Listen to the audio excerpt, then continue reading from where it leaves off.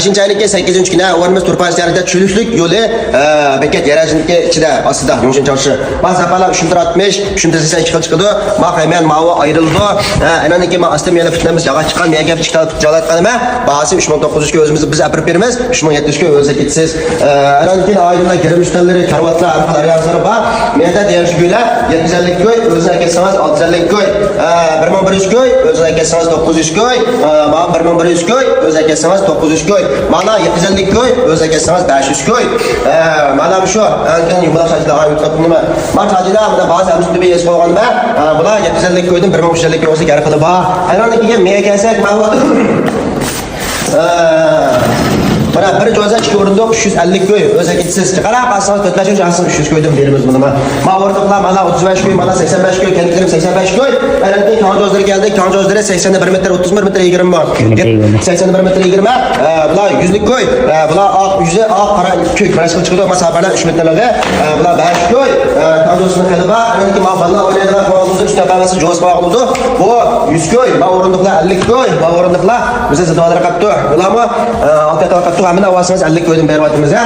Ananiki meyada yığılan arsho jozlar var. Ümit ustaları ayda şey yoksanız mı aşkına koyup embel kopasını çaynak.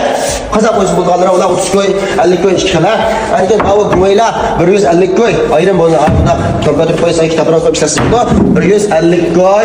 Ananiki gelin usta meyada bir jozlar var. Bunda bugün ake varan esnaf bu. Buna gelen var mı? Yeme. Bula hamiz yana bula kuraştırmağını var. Bu 150 koydan cakara kalsın. Alma ya hemen almazsanız beratma cami 34 tal bu ha. Ben masafalar oldu ki her şeyler bundan çıkıyor yine. Bak 1 metre 20, 1 metre 34 çandiyalar. Bunlarınki astım bak. Çandiyalar almazsanız meyle, kervan almazsanız meyle, bir tok almazsanız meyle. Bak geniş kalmış. Bunun cami 20'de şu var ha. Kaça masafa? 200 koy dedi. Masafa 200 koy. Ayağındaki gen mavi kervatçı 600. 600, mavi 800, mavi bir tok 800. Anki mana haymendalar var.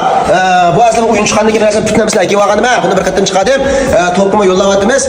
Çıkınlarsa biz undar topuma setildi orası. Kiliş kalsanlar başbette Allah koş numara var yakız müzekip. Top kirvalar sana buldum ekle geldiler.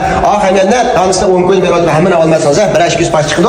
Anki ben kuraş numara 180'lik yayalık. Bu 70 koy çondaya sular. Ma çonto gile 50 koy. Mavi şeca koy mana. Biz başkalar bula sana bu 60 koy.